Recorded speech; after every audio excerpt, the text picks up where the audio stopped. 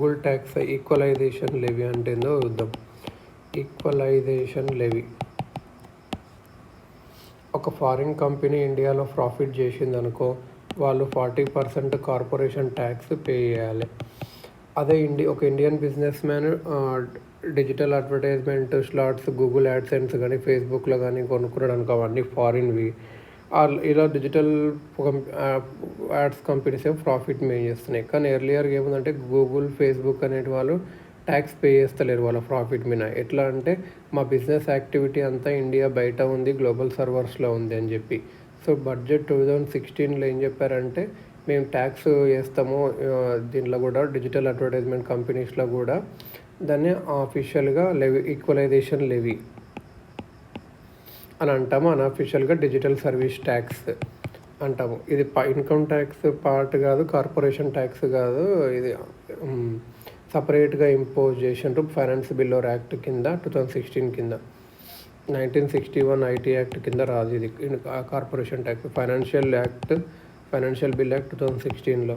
Foreign company ఇప్పుడు escape అవ్వలేదు. మేము ఇప్పుడు డబుల్ ట్యాక్సేషన్ అవాయిడెన్స్ అగ్రిమెంట్ కింద ఉన్నది, అట్లాంటి ఎస్కేప్ అవ్వలేదు అన్నట్టు.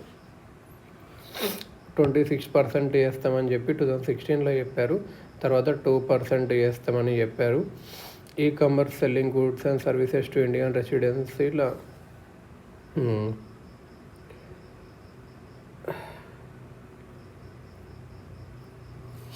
ఇలా అన్నట్టు. ఇప్పుడు సిగ్నిఫికెంట్ ఎకనామిక్ ప్రజెన్స్, ఇది ఏంటంటే కాన్సెప్ట్ బేసికల్గా ఇది ఏంటంటే సిగ్నిఫికెంట్, ఒక ఫారిన్ కంపెనీ ఇండియా నుంచి మనీ చేస్తుంది అనుకో, డిజిటల్ యాడ్స్ వల్ల, స్ట్రీమింగ్ సర్వీస్, నెట్ఫ్లిక్స్ కానీ ఇలా.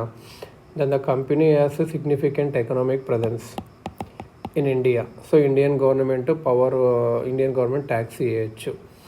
ఇంకా OECD ఒక టర్మ్ వాడింది, tax challenges of digitisation.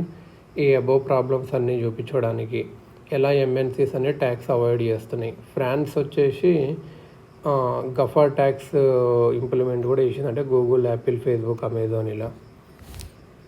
Minimum alternate tax mat అంటే ఏంటంటే, కొన్ని ఇండస్ట్రియలిస్ట్ ప్రాఫిట్ చేస్తున్నారు కానీ ట్యాక్స్ డిడక్షన్, ఎక్సెప్షన్స్, డిప్రిషియేషన్స్ ఇవన్నీ అకౌంటింగ్ ట్రిక్స్ వాడి జీరో ట్యాక్స్ పే చేస్తుండ్రు. కార్పొరేషన్ ట్యాక్స్ పే చేయకుండా వచ్చిండ్రు. సో ఏం చేసిండ్రు అంటే 1996లో 18.5% minimum alternative tax on book profit of zero tax companies ఏమైనా ఉంటాయి అనుకో, ఒక డిఫరెంట్ ఫార్ములా ద్వారా మినిమం ఆల్టర్నేటివ్ ట్యాక్స్ ఆన్ 18 ఒక some percentage of book profit of such zero tax companies మీద వేయాలనుకున్నాడు. అది గవర్నమెంట్ కొంత తగ్గించింది అన్నట్టు. Cooperative societies alternative minimum tax. Cooperative societies ఉంటాయి కదా, 10 members అన్నా ఇంకెవరన్నా వాళ్ళు కలిసి ఫామ్ అవుతారు, స్టేట్ లాస్ కింద రిజిస్టర్ అవుతారు. సింగిల్ స్టేట్ కోఆపరేటివ్ అయితే. Unions, multi state cooperative societies act 2002 కూడా రిజిస్టర్ అవుతారు. కోఆపరేటివ్ సొసైటీస్ అనేది subject 10, 20, 30% tax on taxable income depending on cases, technical conditions ఇలా ఉంటాయి. కానీ లూప్ హోల్స్ వాడి ట్యాక్స్ డిడక్షన్స్ చేయకుండా సమ్ కోఆపరేటివ్ సొసైటీస్ వాళ్ళు ట్యాక్సబుల్ ఇన్కమ్ జీరోగా చూపిస్తున్నారు. సో జీరో ట్యాక్స్ ఏదైతే చూపిస్తున్నా వాళ్ళకు ఆల్టర్నేటివ్ మినిమం ట్యాక్స్ వేయాలని చెప్పి చూపించారు అన్నట్టు. ఇంకోటి ఏంటంటే DDT, divide and distribution tax.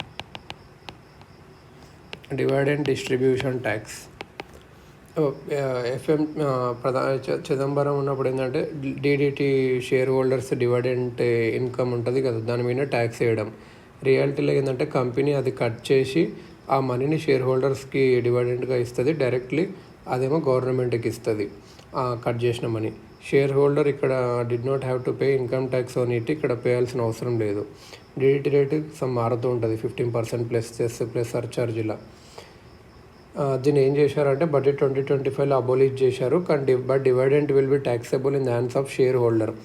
అంటే అంతకుముందు డైరెక్ట్ కట్ చేసి పంపిస్తుండే, ఇప్పుడు షేర్ హోల్డర్ ఇన్కమ్ ట్యాక్స్గా లేస్తారు. దీనివల్ల బెనిఫిట్స్ ఏమైందంటే previously even lower middle class share holders వాళ్ళకు కూడా 20% కట్ అయ్యేది డైరెక్ట్ డివిడెంట్ డిస్ట్రిబ్యూషన్ ట్యాక్స్ కింద. సో వాళ్ళకి ఇన్కమ్ చాలా తక్కువ వచ్చేది. ఇప్పుడు పూర్ పీపుల్కి ఏంటంటే వాళ్ళ ట్యాక్స్ ఇట్లా buyback tax. So divide and distribution tax అంటే అది buyback tax. Profit making companies కొన్నిసారి ఏం చేస్తుంది అంటే వాళ్ళ షేర్స్ని వాళ్ళు మళ్ళీ కొంటారు అన్నట్టు. దీనివల్ల ఏమవుతుందంటే this many shares are extinguished from companies liability side తీసేసి అసెట్ సైడ్ తెచ్చుకుంటాయి. కంపెనీకి ఏంటంటే డివిడెండ్ పే చేయాల్సిన అవసరం లేదు ఫ్యూచర్లో ఇట్లా అని చెప్పి. కంపెనీస్ 20% బైబ్యాక్ ట్యాక్స్ పే చేయాలి గవర్నమెంట్కి కంపెనీ ఎప్పుడన్నా కొనుక్కున్నప్పుడు వాళ్ళ షేర్ వాళ్ళు ఇలా అన్నట్టు.